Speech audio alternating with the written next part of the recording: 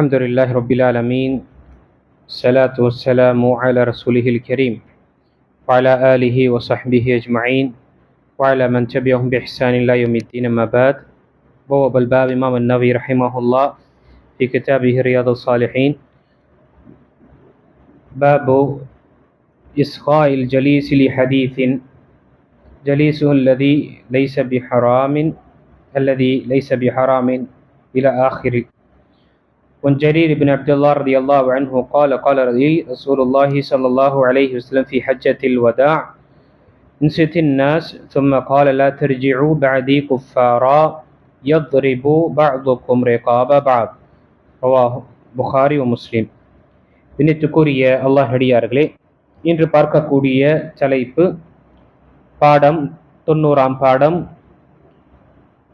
தன் அருகில் இருப்பவரிடம் நல்ல பேச்சை கேட்டல், அறிஞர், நல்லுபதேசம் செய்வோர், தம் அவையில் அமர்ந்திருப்போரை அமைதியாக இருக்கும்படி கூறுதல்.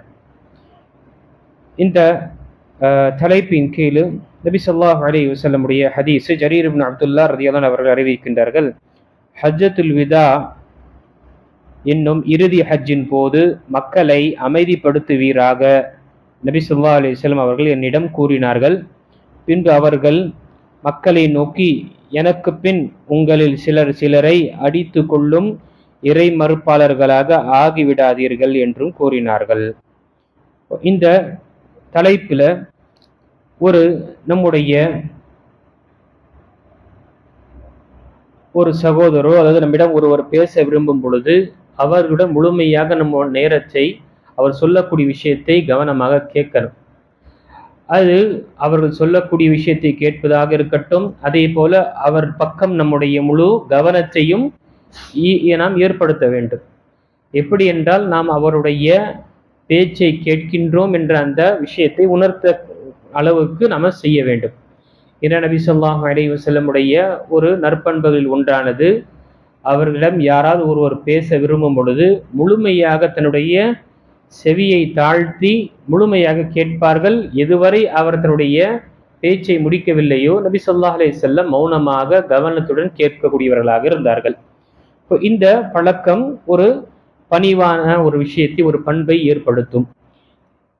ஏன்னா ஒருவர் நம்மிடம் வந்து ஏதோ ஒரு ஆலோசனையோ அல்லது மஷ்வராவோ அல்லது ஏதோ ஒரு விஷயத்தை சொல்லும் பொழுது அவர்கள் பக்கம் நாம் முழுமையாக கவனத்தை கொடுக்கும் பொழுது அவரும் கண்ணியமான முறையில் சில விஷயங்கள் நினைவுபடுத்தலாம், அல்லது சில விஷயங்களை கேட்கலாம், சில விஷயங்களை பகிர்ந்து கொள்ளக்கூடிய விஷயம் ஏற்படும்.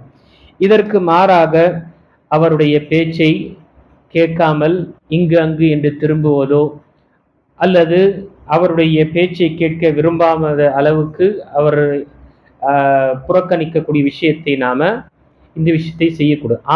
அதுவே ஹராமான விஷயங்கள், புறம் பேசக்கூடிய விஷயங்கள், அல்லது சில கெட்ட வார்த்தையான விஷயங்கள், மார்க்க விஷயத்தில் கேலி செய்வதும், அதை கொண்டு ஜோக் அடிப்பதும், அதே போல் அதை கொண்டு விமர்சனம் செய்யக்கூடிய விஷயம் இருக்கும் பொழுது அந்த விஷயத்தில் நாம கண்டிப்பாக கேட்கக்கூடாது, மாறாக அந்த அமர்விலே இருக்கக்கூடாது. இங்கு பணிவான ஒரு அடையாளத்தில் ஒன்றானது மனிதர்களுடன் நாம கண்ணியமான முறையில் அவருடைய பேச்சை கேட்க வேண்டும். பெருமையுடைய அடையாளம் என்ன? முகத்தை திருப்பிக் கொள்வதும், தன்னுடைய அவரிடம் பேசாமல் இருப்பது. இதே அல்லாஹு தன்னுடைய திருமறை சூரத்துல் லுக்மானுடைய 18வது வசனத்தில் அல்லாஹு தஆலா சொல்லக்கூடிய அந்த லுக்மான் அலைஹிஸ்ஸலாம் தன்னுடைய மகனுக்கு செய்யக்கூடிய உபதேசத்தில் ஒன்று, வலா துஸஇல் ஹத்தக லின்னாஸி வலா தம்ஷி ஃபில் அர்தி மர்ஹா, பெருமையோடு உன் முகத்தை மனிதர்களை விட்டும் திருப்பிக் கொள்ளாதே, பூமியில் பெருமையாகவும் நடக்காதே, அகப்பெருமைக்காரர் ஆணவ கொண்டவர் எவரையும் நிச்சயமாக அல்லாஹ் நேசிக்க மாட்டான். இந்த விஷயம் உபதேசம் மற்றும் கட்டளை இங்கு மக்களிடம் சந்திக்கும் பொழுது நல்ல முறையாக சந்திக்க வேண்டும். அவர் பேசக்கூடிய விஷயம் தவறான ஒரு விஷயமாக இருந்தால், புறம் பேசுவதோ அல்லது சில தடை செய்யப்பட்ட விஷயங்கள் இருந்தால் அதை நாம செவித்தாழ்த்தி கேட்கக்கூடாது. மாறாக அந்த இடத்தை விட்டு வெளியேறுவதும் அல்லது அந்த டாபிக்கை மாற்றி விட்டார் என்றால் நம்ம கேட்கலாம், இல்லை என்று கேட்கக்கூடாது. அதை பற்றி அல்லாஹ் சூரத்துன் நிசாவுடைய 140வது வசனத்தில் கூறுகின்றான், وَقَدْ نَزَّلَ عَلَيْكُمْ فِي الْكِتَابِ أَنْ إِذَا سَمِعْتُمْ آيَاتِ اللَّهِ يُكْفَرُ بِهَا وَيُسْتَهْزَأُ بِهَا فَلَا تَقْعُدُوا مَعَهُمْ حَتَّى يَخُوضُوا فِي حَدِيثٍ غَيْرِهِ. முஃமின்களே, அல்லாஹ்வின் வசனங்கள் சிலரால் நிராகரிக்கப்படுவதையும் பரிகாசப்படுத்தப்படுவதையும் நீங்கள் கேட்டால் அவர்கள் இதை விட்டு வேறு விஷயத்தில் ஈடுபடும் வரையில் அவர்களோடு நீங்கள் உட்கார வேண்டாம் என்று வேதத்தின் மூலம் அவன் உங்கள் மீது கட்டளை இறக்கியுள்ளான். அவ்வாறு உட்கார்ந்தால் நீங்களும் அவர்களை போன்றவர்களாவீர்கள். நிச்சயமாக அல்லாஹ் நயவஞ்சகர்களையும் காஃபிர்களையும் எல்லாம் நரகத்தில் ஒன்றாக சேர்த்து விடுவான்.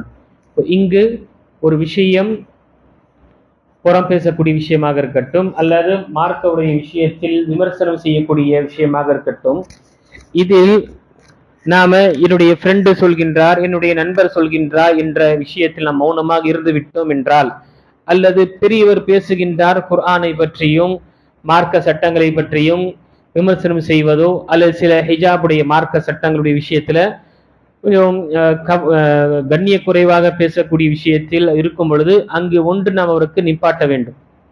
இல்லை என்றால் அந்த இடத்தை விட்டு வெளியேறிட வேண்டும்.